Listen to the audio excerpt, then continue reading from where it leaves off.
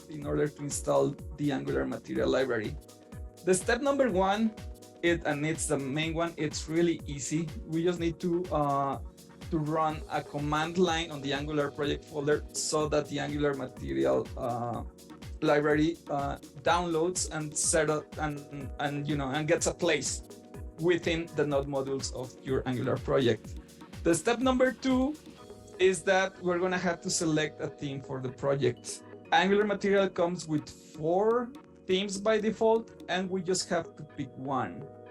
Okay, the step number 3, it's something that Angular does automatically. We need to import the browser animations module. But I wanted to place this point right here because even though Angular already does it, I wanted to show you, I'm going to show you what files are actually modified within the Angular project structure. And the fourth point, or the fourth step, is that we need to import the material component references. We're going to dig a little bit deeper on the section of components once we hit there.